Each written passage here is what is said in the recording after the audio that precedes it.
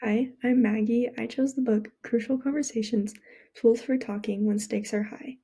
I chose this book mostly because it was heavily recommended by some professors and peers I've had, especially professors within the business school. But also, I was looking through the list that we were given, and um, I knew that this book was forward by Stephen Covey, and I've read some of his other publishings, and I really like him. So that kind of drew me to this book too, but I remember vividly looking back somewhere, I don't know where this somewhere was, but I saw this book physically on a shelf. So I did some reaching out, found out that it was one of the only books that my dad kept from undergrad. So that was really cool. It was really cool reading the book and seeing all of his little outlines and annotations. He wasn't in undergrad too long ago, but it was still really cool to see that. So that's kind of fun, kind of why I chose the book. So let's get into this. So first of all, I just want to give a brief summary here. I don't want to get too much into this because I think anyone should read this book, and I just want to tell you why. So it outlines 7 steps. These are the 7 steps. They go in order from chapters 3 through 9. And then I would just like to share this quote here. They give quotes on every chapter heading. This one is from chapter 9, and it's by Dean Rusk. It says, "One of the best ways to persuade others is with your ears, by listening to them." I thought this quote was especially powerful because I am a listener through and through. I only talk when I'm really asked to, or if I really feel like I can provide insight on the situation. So, seeing it like this as a way to persuade people, not only to persuade, but to interact with people, I thought was really cool and helped me look into myself and kind of understand myself a little bit more.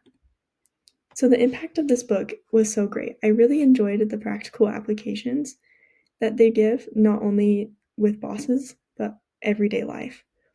It also enforced slowing it down.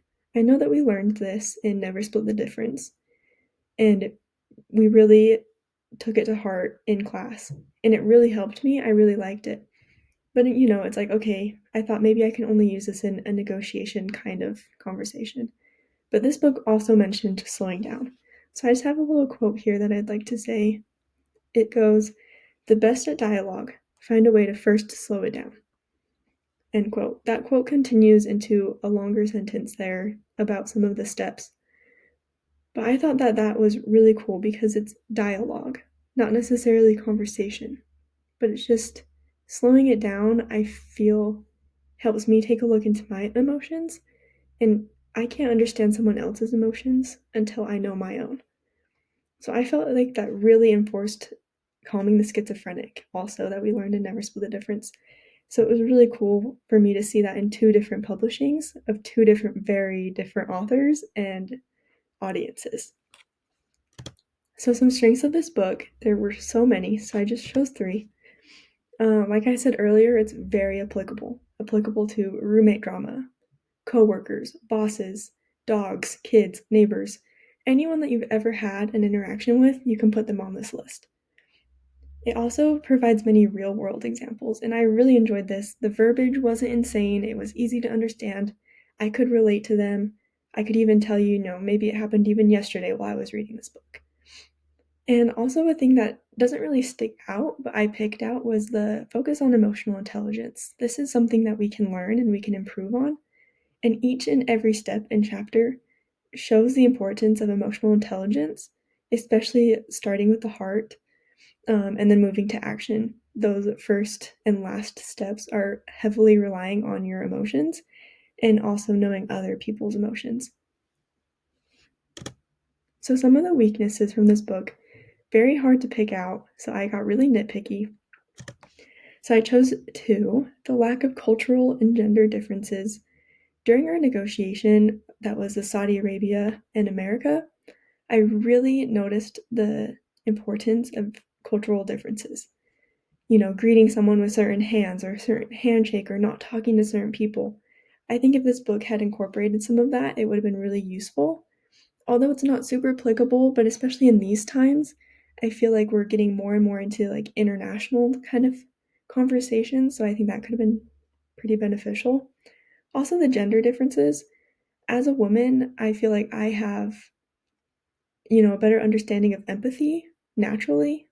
So I think maybe seeing how I could leverage that in certain concepts would have been really interesting for me to see.